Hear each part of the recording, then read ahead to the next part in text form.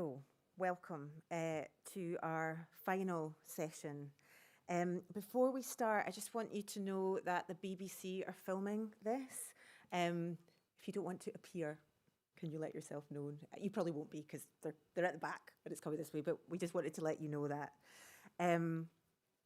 So, let me introduce you to our keynote speaker, Opé. Opé is a visionary leader and professional who effortlessly blends creativity, technology, and style.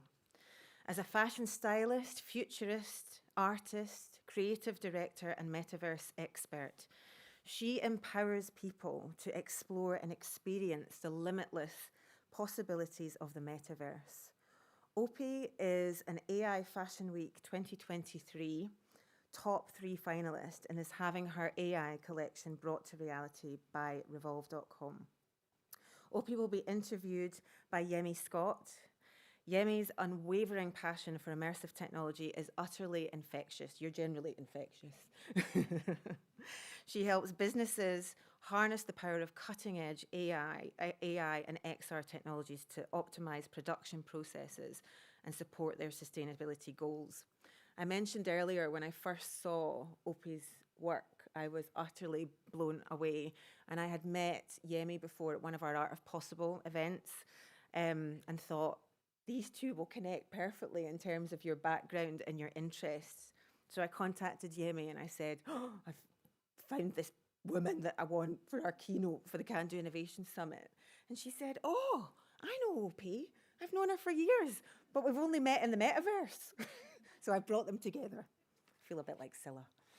Anyway, on to the final keynote of the day, Opé M and Yemi Scott.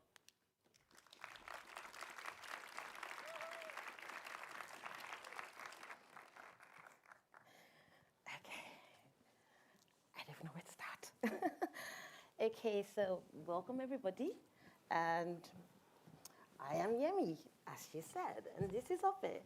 And we will just kind of build along with the conversation that we just listened to with Theo, Nick, and Esther, where they talked about metaverse.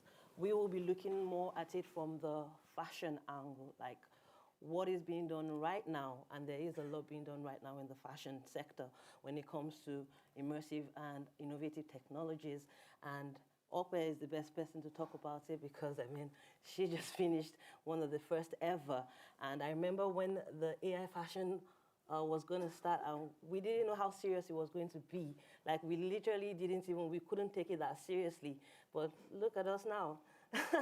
So our first question is, I want Opé to tell us what piqued your interest in integrating AI into fashion? Yeah. Your journey, literally. Yes. So in short, for the sake of time, and first of all, thank you all so much for having me here in this space. It has been amazing to walk these corridors of metaverse spaces and places to where we are now. But it started as a shared knowledge for me once I discovered what metaverse technology was. And I was just trying to share as much as I could in all factors and sectors of metaverse technology, starting from my discovery route, which started at digital fashion, and then NFTs and avatars, and getting into metaverse spaces, and then to virtual reality spaces. Then we got into all of the augmented reality, which there was such a curve for it. We were still waiting for it to get easier, and I didn't quite master augmented reality. But then when AI came about, it seemed very easy for me because it was about command of language and being able to command the software to give you what you want. And then, it was a natural progression. As sharing the information, I was like, I could really do some what I call real AI sketching. And I started to imagine more, and because the more you start to do it, the easier it gets depending on what what angle you're coming from. I remember sharing and teaching, and people were like, "Well, it's not doing what I want it to do. It's not creating what I want it to create." And it's interesting because it's not intuitive. It does not read your mind. Indeed. Okay. Some people think it has a mind of its own and it can read your doesn't. mind, or it can, I don't know. But you have to actually tell it. That's what it is. It's a large language model, and you do have to tell it what you want it to do. And it is a servant, and it does exactly what you command it to do. So it's all about what we can actually share. The slides that you're watching now are from the entry into, the ones before were from the entry into AI Fashion Week. And then these are just art pieces that I've put together in an art format. Awesome. So, yeah. Can we cue the first question for the polls? We want to ask our audience here, and also the ones joining us virtually, because we know you're out there. And we have a question coming up for you guys, and we would love to know what you think. But while that question is coming up, I'll move on to the next question. Can you elaborate on the connection between AI, the metaverse, and Web3 in shaping a more conscious fashion industry? Well, what metaverse, Web3, and AI should do to create a more conscious fashion industry is to actually hold it accountable, to make things a bit more transparent, to cause ethical processes to take place and move forward, and for us to realize that. By sharing the data that we learn or the ideas that we gather from the AI. What I love about AI is that it does give us, more ideas. It does break us out of our boxes of thinking, because sometimes we don't realize that we're in a box of our own ideas, and AI is just it's able to say, oh, you know what, I can go that route, or I can think about that, or I didn't think about that, or I forgot that I knew that, So all of it together, especially, with Metaverse and Web3, it should be able to, it's all about transparency, and it's all about what is ethical and, supposed to be resourceful to give us ideas to implement so that we're doing the right thing all the time, and that we have accountability and understanding our points of origin and things of that nature. Indeed. And I like how you mentioned about when you have these technologies, and there is literally no limits to what you can do with AI, and everything integrates seamlessly. Like when we talk about Web3, I call myself a Web3 evangelist. Like I'm literally just out there sharing the gospel of Web3. Everything is all connected. There is no technology that sits in a silo. Or whether we talk about AI, yes, it's the new kid on the block right now. But of course, the metaverse has been on since the 90s. But it's only just coming into that light because of Meta. Let's not talk about that. But we know why we're all now talking about metaverse. But also, we've also had all of these, issues when it comes to blockchain technology, what people think about it. You mentioned blockchain, and people are constantly just walled up. They don't want to hear about it. But when it comes to fashion, because fashion is something that we all interact with. I mean, nobody came here naked, hopefully. Like, we all have to get dressed before we leave our homes. It doesn't matter whether you're wearing couture or you're wearing Hermes or whatever. You literally have to interact with fashion every single day. It is so important that it is amazing that we are not really talking very deeply about how technology can really foster sustainability when it comes to the fashion industry, which so would you consider purchasing clothes or accessories designed in AI? And look at that, a great poll. That is amazing, awesome. 87% say yes, so hopefully you get Opé's collection. Okay, so on to the question. I said, how is AI transforming the fashion industry towards sustainability, which is what we just spoke about, what we just nipped into a bit, but you can elaborate more. How is it transforming the fashion industry towards sustainability, and what specific aspects does it influence? I would say, like, for instance, and I'll share soon, when you're creating things in AI, especially fashion, you can get a better idea of what, when I'm creating these pieces, I'm typically like, examining, if it's what I like. Now, these are probably a little bit more, crazy or a lot fantastical is what I normally use, right? But you can actually see what you are, you can get an idea and better communicate it without waste, without as much waste. The process that I went through with, fashioning my pieces for Revolve, it was very exact. They were able to see exactly what I was doing without as much guesswork. Which led to less cutting of wasting of fabrics, wasting of time, and being able to pinpoint this is what we will need, and be able to really execute that, move forward very quickly. Actually, they could decide from the start how much they were going to engage in purchasing of materials, and it made the process a little bit more streamlined. I think that helps in sustainability, and it employs a person like myself, because we completely democratize the process and allow a person like myself to enter into this. I get access to this place that I didn't have access to before as a fashion stylist. I am not a designer, contrary to what my mom thinks, but. So now I get to become a designer. I get to, enter into that circle, and I can find work, that also includes people. It brings in jobs. It brings in, processes, streamlining processes, and has the least amount of waste in my mind so far. Indeed. And also, when we talk about sustainability within the fashion industry using technology, as much as we talk about innovation, the truth is that we are also using innovation to take it, like, pinpoint back to where it all started from, to the hand weavers, to the indigenous fabric makers.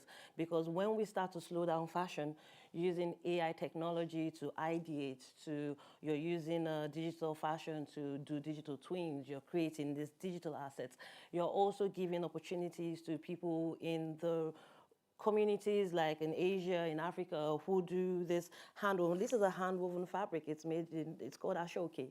It's a Yoruba handwoven fabric that has been passed on for centuries. Now, there are people that do this. This is all sustainable, and it's good to know. And we also have a very vibrant Scottish culture when it comes to the kilts. These are things that we can drive back when we start to innovate and bring in all of these technologies. We take it back to source. How are we sourcing for our fabric? What dyes are we using? What people are involved in that value chain process? Who are the loomers? Who are the weavers? Who are the designers? And the interesting thing about all of this technology, we will take it back to blockchain. I know you don't like hearing about blockchain, but when we take it back to blockchain, is that because blockchain gives us such transparency, it allows you to see the entire value chain. And when that asset is traded as a digital asset, everybody within that value chain gets value. So, and accountability. Right. So, it keeps everyone in the supply chain accountable, and keeps it, an ethical practice. Indeed. We can find the point of origin to the end point. Indeed, I agree. Moving on quickly. I hope we don't finish on time. So, I wanted to ask, how can AI help to address biases in fashion algorithms and prompt inclusivity? Can we queue up the second question, because this is going to be fun. Before you answer that question, I remember when you started exploring the prompt engineering aspect, and like you said, these are large language models. If you do not know the terminologies for these industries and you're given the same tools that Opé uses, you'll probably not be able to generate the same quality as she has. So in the end, it is all about what do you know within your industry, what languages, what are the languages that you can feed into the AI, because the AI, as we said, is all just data. It's just data. It's a tool, like every other tool, like PowerPoint presentation, like your Excel sheet. It is a tool. It still requires human interaction. But however, the humans that are feeding into this data set are also feeding in their bias. And I would like you to tell me how, when you started and when you started prompting specifically for fashion, what were the biases that you identified and how did you overcome them? Okay, so I started using it when the DALL-E was the first one I used. It was brand new, and as we've come to use the different softwares, you see the different iterations and how things have really changed. But when I first started using Midjourney was the one I preferred. And because I could get something a little bit more realistic for like what I wanted to do for fashion illustration. And there's no wrong way to approach it because it all depends on what you want to, what your output, what you want your output to be. So I wanted a different type of output. However, it was so difficult to get something that I wanted in a certain command. So if, for instance, if I put in a Nigerian queen, or I was not getting a Nigerian queen. I was getting, and then I had to like really put in a lot more words and try them and really fight with the software to get what it was that I was looking for, because by default it would give me only a selection of things that I was not necessarily looking for. But what I learned was that not only was this a large language model, but it is also a machine that is learning from us. It's learning from the data that we input into it. So it wherever it started with the group of people that created that machine, or whatever it is that was their large language model, and what they think is there. So the more people use that, then the better it gets. But like Nick was saying, if it, we don't know when that data is going to, turn against us. That's kind of scary a thought, but I do sometimes think about it in the back of my head. I didn't expect for him to say it like, Opé, your data will come and haunt you one day. But it, you do think about these things, and so what I also learned is that in feeding the large language model, everybody here is an expert in whatever industry that they come from. I work in fashion, so if I wanted to produce a certain fashion aspect, I'm going to use I'm not just going to say I want a pair of pants, or I'm not going to just say I want a gown. I might say if what I want, is it on bias cut? Is it an empire waist? Is it, a dolman sleeve? Is it, all these different things that I know. A photographer may use certain terminology that is specific to his industry. It depends on the language that we're giving the engines for it to produce exactly what it is that we want it to produce. So it's all about all of the data that we give it, and the more that we give it data, it changes what it outputs, and as a result, I think the best people that are using these things are training their own models. They're not using the general language models. So we're just getting what the general population is feeding that machine, how that machine is learning. And then we may get, whatever happens until we get all of these people to understand how to use it, then the output will change. And I have seen change. So it's getting better and better every day. But, I think it may not sometimes be as inclusive, because the general population, even though I think everybody's using AI, it's obviously not, So so we still continue to struggle with, how many things are changing. But I will say this, I've seen a lot of different things where I can get an, inclusive range of things. But even what we call curvy size models, that's hard to produce, because then some of the language may be flagged for, like, I can't say curvaceous, or I can't say, certain things it will flag. And so I had to find different ways, you just have to find another way to communicate, because like I say, It's just about what you put in. So now you have to think, and you have to speak, and you have to use your English or use your whatever language you're using. It's a large language model, and it depends on what we put into it. I remember asking ChatGPT to give me something, and it told me, sorry, I can't answer that question. All I did was I went back in there and I changed it, and it gave me what I wanted. Exactly. A lot of it. It is a servant, Yes, and it it does what you tell it to do. Indeed. So we asked the audience, do you think AI can play a role in reducing fashion waste and overproduction? And 81% said yes. Yes, indeed. I agree with you too. So let's go on to this question, and that is, what roles does AI play in adapting to changing skill requirements and job markets in the fashion industry? Right. So as we touched on previously, all of us are experts already. Everybody here knows how to do something very well and has a certain language that they can input into that AI model to produce the things that they are very familiar with already. I use mine to produce fashion and art. Those are things that I like to see and to produce. And I like a very high fashion aspect, of when I'm doing stuff. And I've always liked to produce high fashion artwork, even as a stylist. This was freeing because now I didn't have to rely on a whole team to create fashion imagery. I could be my own photographer, and because I was trying to do that in real life. Yep. And it was a pain, So then when this happened, I was like, oh, I was able to do all of this in. Get rid of the middleman. Yes, all of them. And that's sorry. Yes, sorry to all the middlemen. Wait, what's your question again? We get like this. We're talking about how is AI, like the upskilling, the reskilling within the industry, especially fashion. Right. So as you can see, that has I become self-sufficient. I become this person who can do anything that I want to do at any time that I want to do it.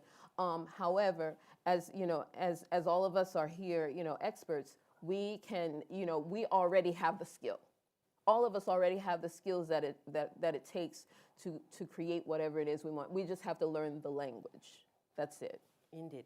Now, we know that we spoke about jobs at risk when it comes to bringing in this new innovation. Like, yes, jobs will be affected. It is the new age of technology. This is the new age, like the .com age, like Theo and Nick and Esther were talking about. Remember when we used dial-up modems to get into the internet? We're not trying to tell you how old we are, but we are old. So no. Well, I am old. So I remember back then how difficult it was to get, just to have Wi-Fi. Now I just need to get on my phone, go into my Wi-Fi place and just look for the free Wi-Fi access, And I know that as technology starts to evolve, as this, I tell people, this is still the tip of the iceberg. When if you trade in stocks and you watch the curve, we are right at the very beginning of the curve when it comes to these technologies. So in case you're not in it yet, don't be afraid. There's still a lot of time to go, but there's also still not a lot of time because it is evolving at a very rapid rate. And that is why these conversations are very crucial, because your job will only be at risk if you fail to adapt or if you fail to start to integrate these technologies. Nobody's saying that the machine will take your jobs. Like, we need humans.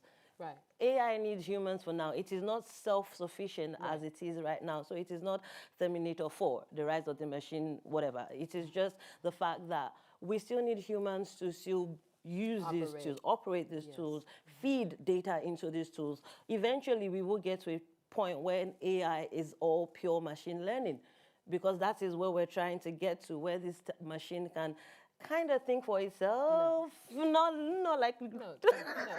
Well, I'm trying to get there. She's trying to get there. I am trying to integrate with AI. The next evolution of mankind is, I think, is going to come with that integration of this deep learning and this deep tech.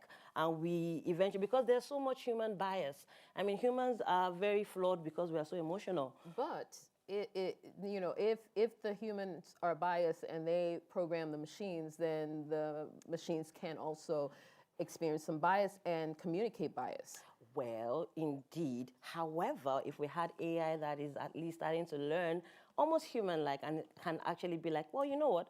I think that is a human response, and I'm going to come up at it from another angle, because eventually it should be able to feed through all of that data and like quickly sift through what it does not want to regurgitate because it's machine, you know.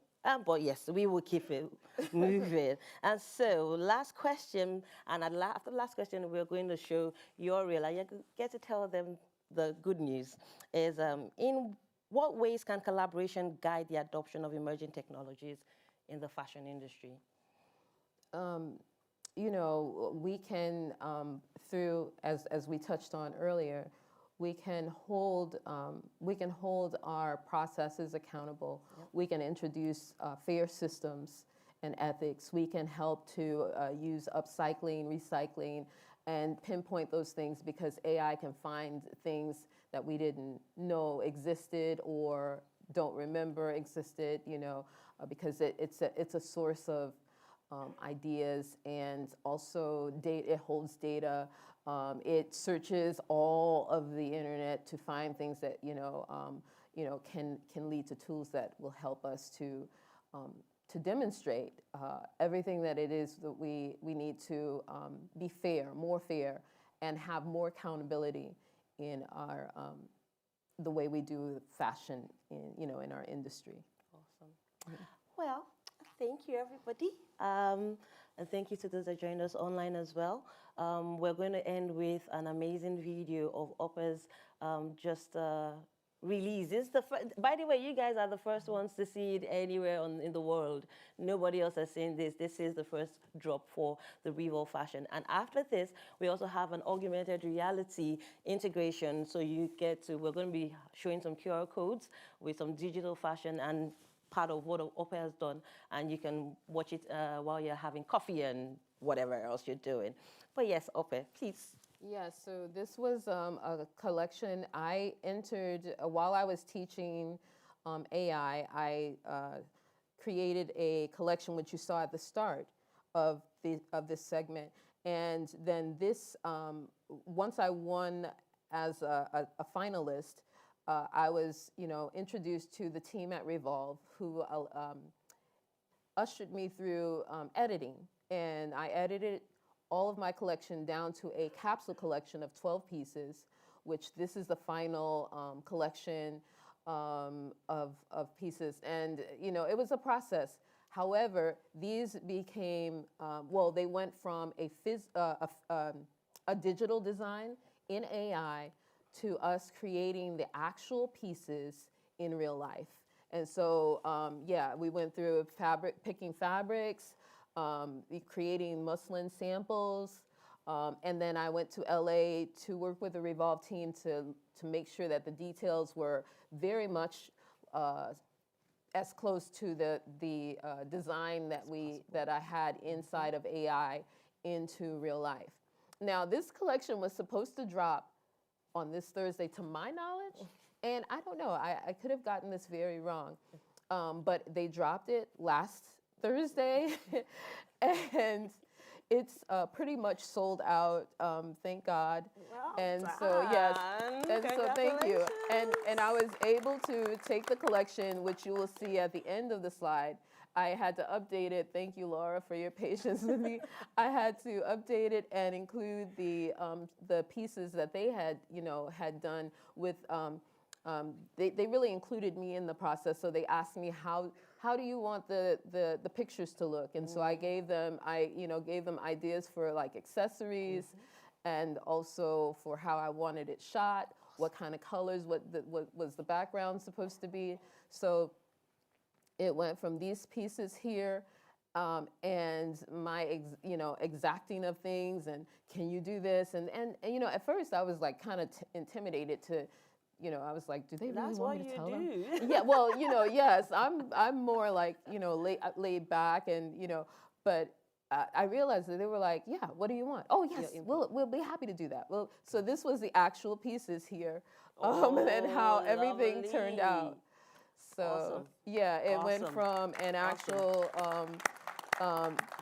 digital design to physical design, making this a phygital experience. So I am so blessed to have been a part of this, and all glory to God, because I am a stylist who actually realized a lifelong dream of, since I was 5, wanted to be a designer, and my dad was like, no. And so through AI, through technology, I was actually able to realize a lifelong dream. So Hands for I'm very technology grateful. again, please. Thank you, thank you. Thank you, Lord. Yeah. Awesome. So that is all for Thank you our talks. all. If you want to we'll have our QR codes up so you can meet up with us and chat, and we'll be outside yapping away if you want to. Thank you so much, Laura. Thank you for the opportunity. Thank you to everyone here. Thank It's you. been great to see Scotland and to see Glasgow. Yes, And, this is not all of Scotland. and to come across the world to show and talk about AI and talk about innovation, because that's where this technology is taking us. Let's go. Let's grow. And to meet your friend, your metaverse Yes, friend. and to meet my metaverse friend. Yes. Yes. Thank you all. Thank you. I told you it was amazing. So it's now my duty, thank you so much, by the way, for coming all the way from the States. She came from New York. Just didn't have a choice. I know, you didn't have a choice, that's true. So it's now my duty to officially close this year's summit. First, please let me say another huge thanks to our chairs, our panelists, our keynotes, our sofa session and masterclass hosts, our exhibitors. A special thanks to Opé M, to Nick Rossa and Esther O'Callaghan for making the trip to Glasgow to share your experience, your knowledge, your thought, leadership. Totally blown away by that, by the way, it's amazing. A big thank you again to our core partners, Innovate UK, Scottish Enterprise and Glasgow City Council, and our sponsors, Shoesmiths, TechScaler and Peace Future. Most importantly, I want to thank my team, Laura Bell, who always hides away, she's down at the front, who put this event together with Stephen Downey. They have been working so hard on this. They have done another outstanding job of pulling this year's event together. We are a small team of 3, and these events don't just happen, they involve months and months of hard work and late nights and coffee, lots of coffee. I also want to thank the Events Hub, who were our conferencing partner today, who are conference organisers on the day, the GSC staff, who are just always amazing, thank you, and Perceptive Communicators, who supported our comms. So today was recorded, so we'll have all the sessions, if you missed any sessions that you wanted to see, on the Glasgow City of Science and Innovation YouTube channel. I also wanted, Craig, I don't know if you can click on, but we've got our next Art of Possible event. Do we have that slide, that information? Can't see you. No, that's okay. So we have so-called Art of Possible meetups throughout the year in Glasgow, where we bring together the innovation community to explore what's possible, so everyone from creatives to technologists. And our next Art of Possible will be on the 7th of December online, and it's around top 10 causes of failure for tech startups and how to avoid them. So it's not live yet, but check our social media channels and our website for, oh, there we are, for details. We hope we've taken you on a journey of discovery today and demonstrated that emerging tech is a really exciting space, but tech alone is not enough, and that by ensuring people, purpose and passion remain at the heart of everything we do, we will embrace the opportunity for transformation whilst consciously creating a world that we want to see. So thanks again for being with us today. Thanks to our virtual audience. And please join us for drinks. Meet up with colleagues and friends and your fellow delegates. Thanks. Bye-bye.